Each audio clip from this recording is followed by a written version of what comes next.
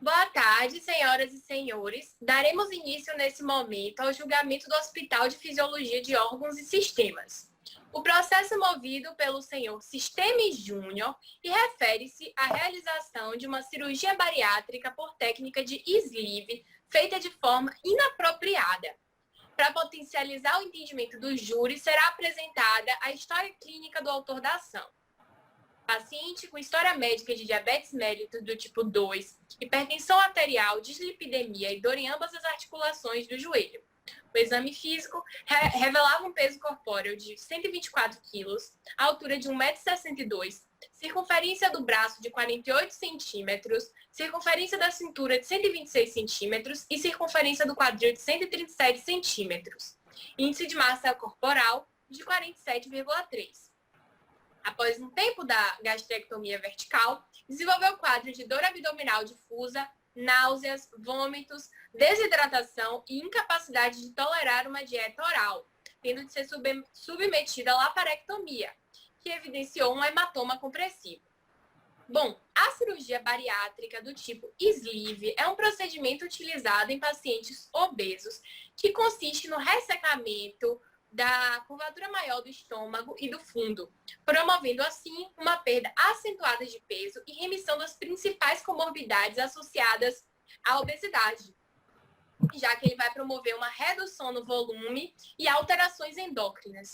Entretanto, apesar de trazer diversos benefícios, temos também algumas complicações que podem surgir do procedimento, como sangramento, vazamento, estreitamento do trato, trombose e doença do refluxo gastroesofágico. Assim sendo, declaro aberta a sessão. Com a palavra, os advogados de acusação com relação à motricidade. Saudações, senhoras e senhores. Estamos profundamente transtornados com os problemas que o paciente vem apresentando por conta da cirurgia realizada. Entre eles, estão os relacionados com a motricidade. Muitos estudos mostram que há aceleração no esvaziamento gástrico após a realização desse tipo de cirurgia. Essa alteração no esvaziamento pode acontecer por diversos motivos. Um deles é a remoção do fundo gástrico, que possui como uma das suas funções a recepção do bolo alimentar.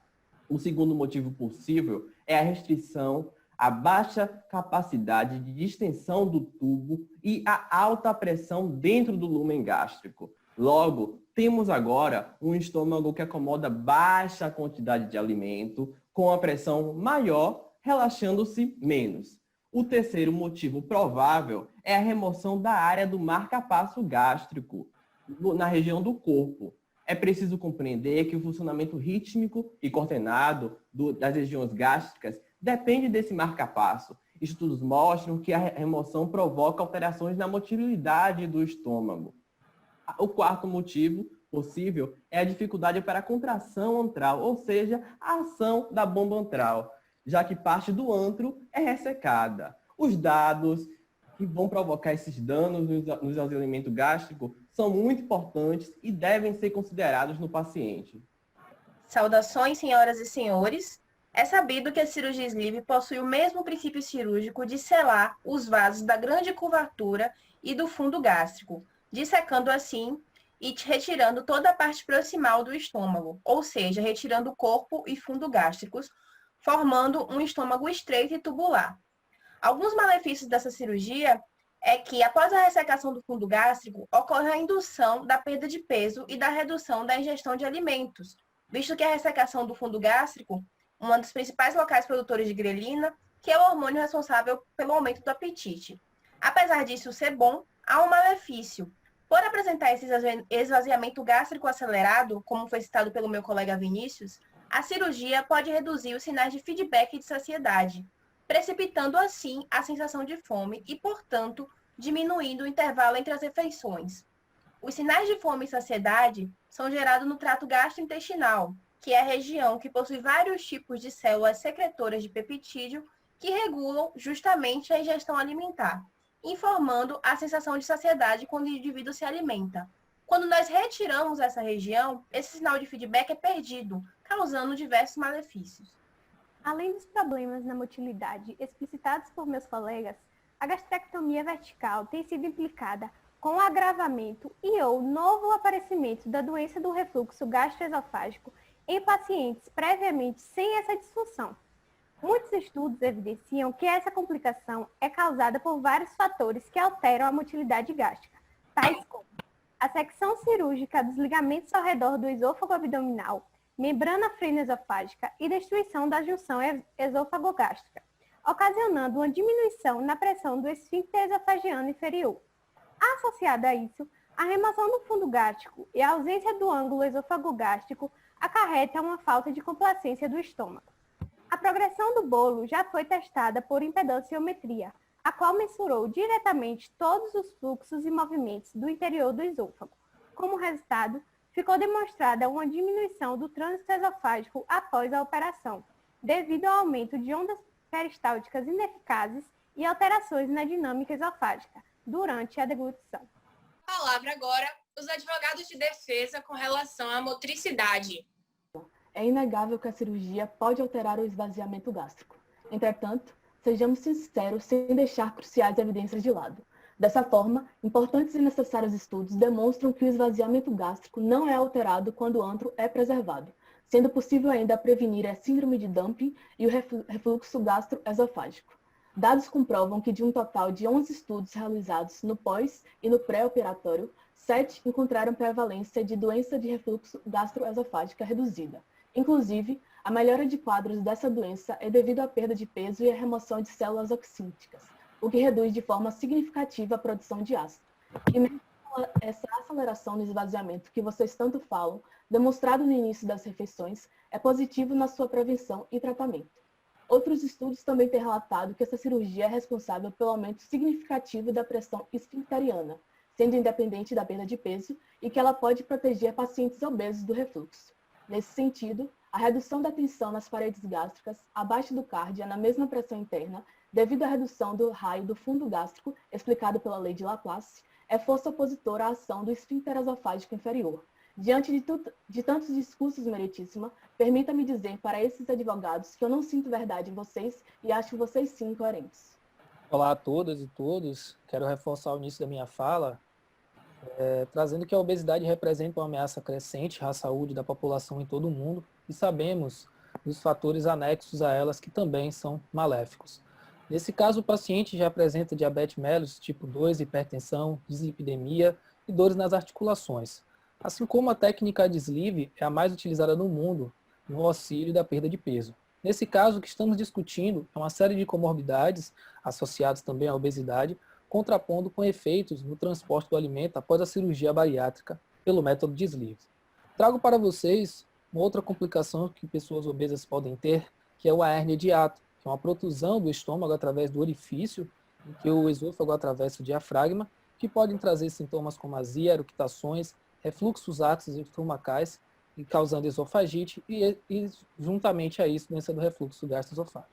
Além disso, também podemos observar que pessoas com com nível alto de obesidade apresentam baixo nível de grelina, que também por si só já gera a desmotilidade. Dessa forma, eu trago que a própria condição da obesidade é um fator preponderante para ter a motilidade afetada, por existirem alterações físicas e fisiológicas no paciente, podendo causar também a DRGE, a doença do refluxo gastroesofágico, trazida pelos advogados que estão acusando. Logo, os inúmeros benefícios dessa cirurgia contra a obesidade e suas comorbidades associadas à própria obesidade se apresentam superiores, ou seja, os benefícios são superiores a uma motilidade que pode ser afetada, associada a essa cirurgia. Nesse caso, além dessa perda de peso associada com essa cirurgia, associada ao esvaziamento gástrico mais acelerado, pois não existe mais a etapa da acomodação do relaxamento receptivo, é que agora o estômago se constitui um tubo, é possível observar que ao longo do tempo estudos mostram que o ângulo esôfago gástrico é restaurado, supondo melhorar a motilidade e diminuir a prevalência de doença do refluxo gastroesofágico.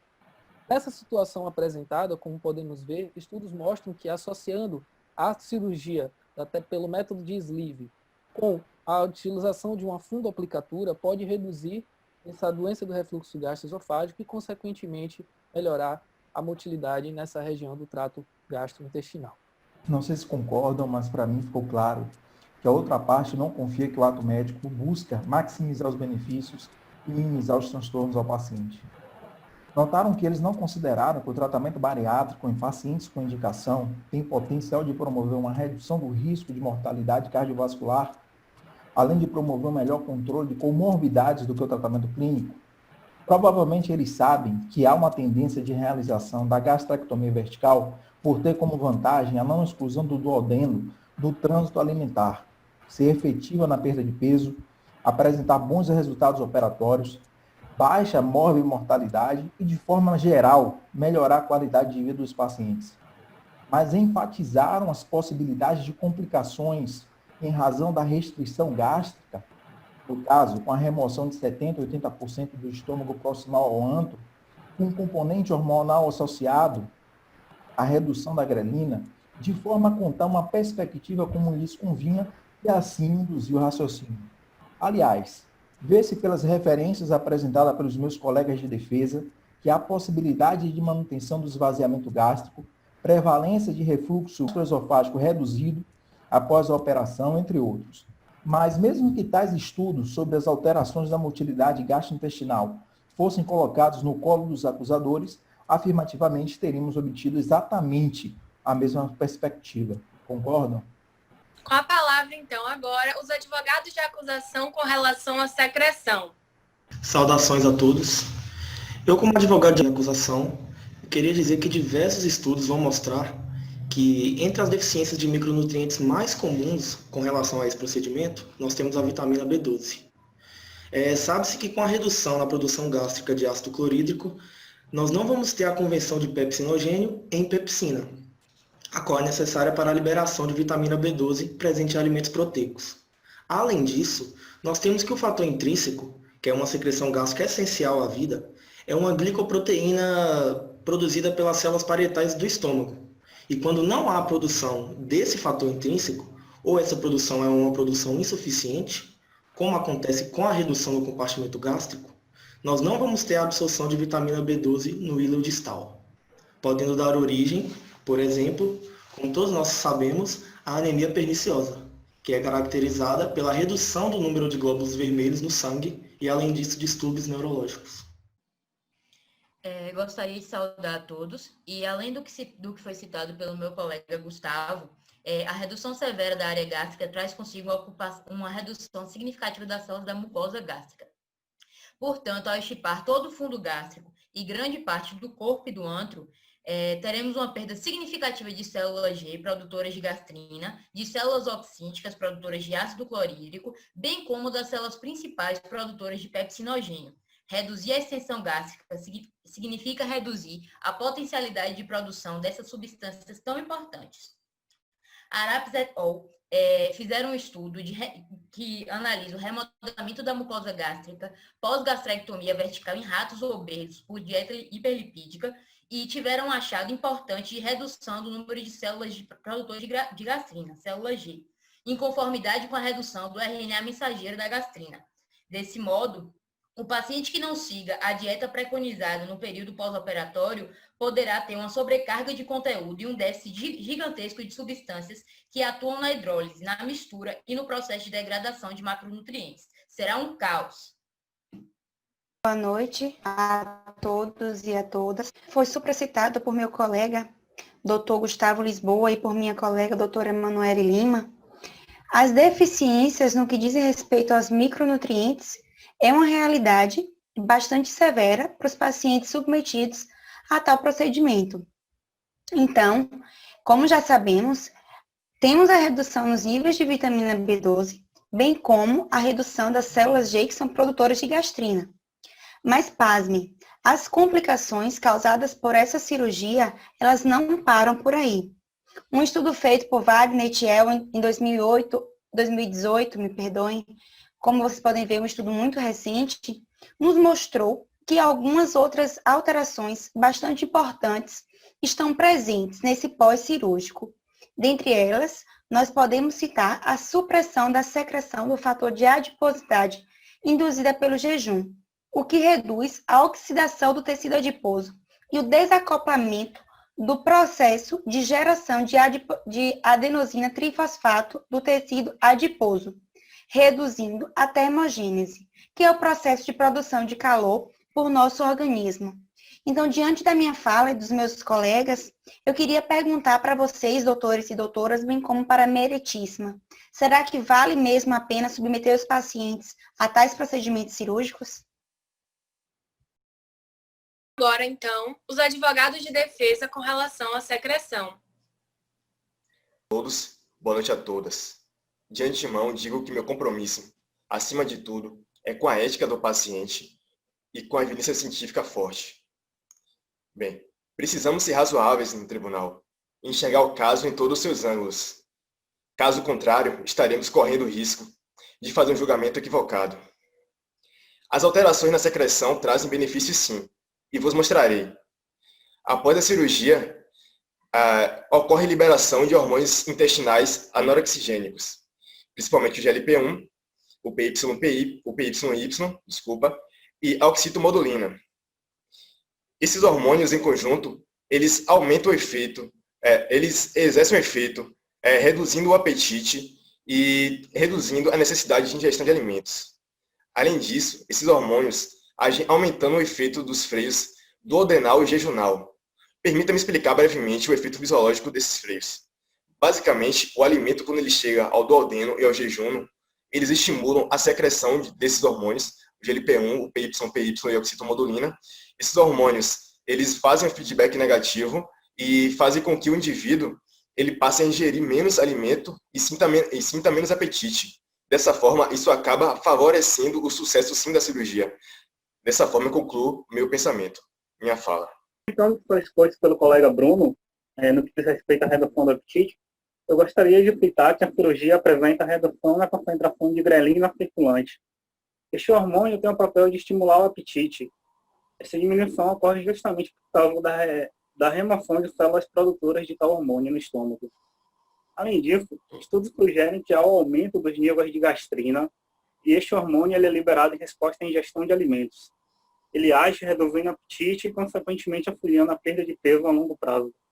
Portanto, meritíssima, eu acho que não podemos condenar tal cirurgia. Bom, boa noite. Concordando com meus ilustres colegas de trabalho, devemos analisar alguns detalhes importantes e assumir que a técnica sleeve da cirurgia bariátrica tem o objetivo de alcançar muito mais benefícios ao paciente do que alguns prejuízos acabam ocorrendo durante o pós-operatório. Nesse caso, além de analisar que tem os maiores benefícios relacionados à liberação dos hormônios GLP-1, PYY e oxitomodulina, que são hormônios anorexigênicos, há também a redução da grelina circulante a partir de, como meu colega já falou, a gastrectomia do fundo e do corpo gástrico. Além disso, há estudos recentes que mostram que com a adaptação da dieta e do acompanhamento médico do pós-operatório, o paciente ingerindo mais alimentos líquidos e pastosos para acompanhar o emagrecimento, ocorre que há picos de colecistocina mais brevemente. Colecistocina, justo um hormônio ligado ao retardamento do esvaziamento gástrico, o que melhora muito mais o processo de emagrecimento do paciente, com o objetivo de alcançar justamente a redução do CMC, a redução das suas comorbidades relacionadas à obesidade, o que mostra que sim, apesar de algumas pequenas questões de secreção que podem ser revertidas a partir do acompanhamento médico, mostram-se muito mais benefícios nesse caso. Bom, com a palavra agora os advogados de acusação com relação à absorção. Saudação, senhoras e senhores, meritíssima. Gostaria de ressaltar que a aceleração do esvaziamento gástrico, bem como o aumento da motilidade do intestino delgado, são dois aspectos de extremo prejuízo no que se refere à absorção de nutrientes. Isso ocorre porque, com o bolo alimentar sendo levado ao duodeno mais rapidamente, este não terá tempo suficiente de exposição às secreções gástricas citadas pelos meus colegas, bem como para a ocorrência apropriada de movimentos de retropulsão nas proximidades do antro gástrico. Esse evento se repete no intestino delgado, onde o contato com secreções pancreáticas e biliares e a ocorrência de segmentações serão diminuídos. A grande influência desses fatores resulta na má absorção de nutrientes, que dependem de estados químicos, físicos e a presença de substâncias específicas para serem absorvidos, em especial no duodeno, a porção inicial do intestino delgado, que é o local com maior taxa de absorção do trato gastrointestinal, e no íleo. Um exemplo disso é a vitamina B12, que é absorvida no íleo e depende de fator intrínseco para que não se degrade no trânsito do estômago até o local de absorção, no íleo distal. Sendo que este fator, além de sofrer prejuízos na sua secreção no estômago, terá também menos tempo para se misturar ao bolo alimentar. Somado à belíssima colocação feita pelo colega, reitero que Vossa Excelência retratou pacientes sofridos de dislipidemia. Outro fator que, dentre outros levantados pelos advogados de acusação, me leva a divergir da escolha inicial de se ter feito uma gastrectomia vertical, pois o procedimento não afetará imediatamente essa comorbidade. Nesse sentido, estudos indicam que esse procedimento tem um efeito neutro na concentração de colesterol LDL, onde se entende que a taxa de remissão da hipercolesterolemia é maior para a técnica de bypass gástrico em Y de Hughes. Este mesmo estudo sugere que a hipótese de que o principal fator envolvido na redução do colesterol LDL é o efeito de má absorção oriunda da técnica cirúrgica.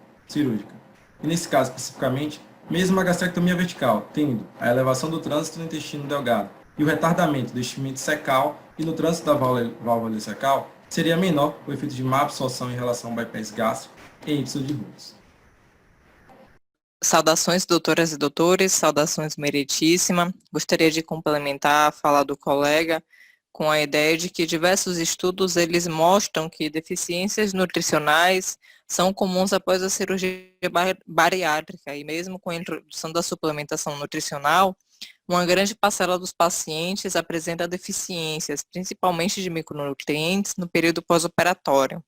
A prevalência da anemia em pacientes candidatos à cirurgia bariátrica, em algumas causísticas, é superior à população geral, atingindo níveis de 10 a 15%, enquanto a prevalência de déficit de ferro, como fator independente, pode atingir entre 30% e 40%.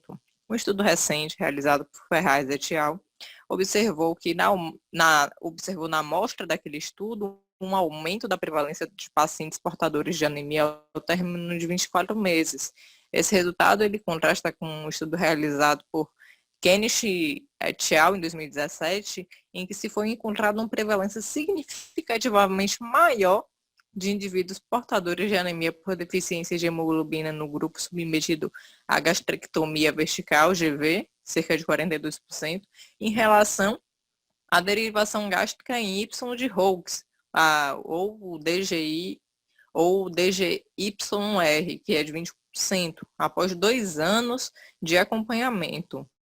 Então, para concluir, eu trago que provavelmente o déficit de ferro é a deficiência nutricional mais comum e mais precoce desenvolvida pelos pacientes submetidos à cirurgia bariátrica. Indivíduos obesos geralmente apresentam níveis séricos de zinco diminuídos em relação à população em geral. Após a realização da cirurgia bariátrica, dadas as alterações metabólicas que foram induzidas por esse procedimento, a prevalência da deficiência desse micronutriente tende só a aumentar. Um estudo realizado por Madan et al. Ele evidenciou que esse déficit de zinco passou de 30% no pré-operatório para 36% após 1 ano da cirurgia. Bom, por fim, e para encerrar a nossa sessão, chamo agora os advogados de defesa com relação à absorção. Saudações a todos. Como advogada de defesa, eu gostaria de colocar aqui que o fato da cirurgia bariátrica pela técnica de sleeve não fazer mudanças no intestino faz com que, na maioria dos casos, a absorção de nutrientes não fique comprometida. Portanto, geralmente, o paciente não apresenta falta de nutrientes e vitaminas após a cirurgia, o que comumente acontece, por exemplo, com pacientes que são submetidos à cirurgia bariátrica pela técnica bypass. Uma das principais vantagens desse procedimento é a não exclusão do duodeno, como já foi citado aqui pelo colega Alan, do trânsito alimentar, fazendo com que não haja interferência com o sítio de absorção de ferro, de cálcio, de zinco e de vitaminas do complexo B. Inclusive, um estudo publicado no início desse ano pela revista do Colégio Brasileiro de Cirurgiões apontou que não foi observada deficiência de nutrientes como ferro e vitamina B12 em pacientes submetidos a essa técnica cirúrgica. A todos os colegas presentes nessa sessão, o estudo citado pela colega Dara nos mostra que pacientes que realizam a técnica sleeve permanecem, em sua maioria, sem carência de ferro, que é um importante nutriente para a espécie humana. Vejamos o que esse estudo nos traz. 3 meses após a cirurgia, de 47 pacientes estudados, apenas 37 pacientes estavam com seus níveis normal, contrapondo-se com 10 pacientes que apresentavam algum tipo de alteração. 6 meses após a cirurgia, de 32 pacientes, 28 mantinham seus níveis de ferros normais, contra apenas 4 que apresentavam níveis de ferro um pouco abaixo do esperado. 12 meses depois, ou seja, 1 ano, de 18 pacientes estudados, apenas um paciente apresentou o nível de ferro apresentando anormalidade. Dessa forma, meritíssima, entendemos que a absorção de ferro é mantida adequadamente na maioria dos pacientes submetidos à técnica bariátrica de sleeve. Boa noite a todas e todos. Ainda de acordo com a fala da colega Dara e Laura, né? De acordo com o artigo citado, eu avaliei a absorção do B12, que não houve alteração nos pacientes pela técnica sleeve, como o que ocorreu nos pacientes que foram submetidos à técnica bypass gástrico. Dessa forma, podemos afirmar que o risco de deficiência da vitamina B12 é maior entre os submetidos pela bypass, devido à menor produção de ácido clorídrico e, em consequente, menor produção do fator intrínseco responsável pelo carregamento da vitamina B12 até o sítio de absorção do ilho terminal. Então, assim, eu defendo a técnica sleeve. Complementando os argumentos expostos pela defesa, devemos ainda salientar que o acompanhamento nutricional no pós-operatório da cirurgia bariátrica é essencial para a saúde do paciente. Com a retirada de parte do trato gastrointestinal, assim menor área de absorção, assim como menor quantidade de alimentos ingeridos, o que é lógico e até esperado. Por isso, a suplementação é fundamental para compensar essa queda. As diretrizes sobre suplementação de vitamina B12 após a cirurgia bariátrica recomendam doses diárias de 1.000 mg por via oral ou doses mensais de 10 mg por via intramuscular para aumentar as concentrações séricas dessa vitamina. Dessa forma, pode-se corrigir as possíveis deficiências e manter os benefícios obtidos com o procedimento. Os níveis de ácido fólico também têm se mostrado corretos e autores levantam a possibilidade de que a absorção deste nutriente venha a ocorrer posteriormente em outras áreas do intestino, dada a existência de mecanismos adaptativos, conforme referências levantadas por Nonino e colaboradores em artigo de 2019. Novamente, é fundamental a adesão do paciente à mudança dos hábitos alimentares após a operação.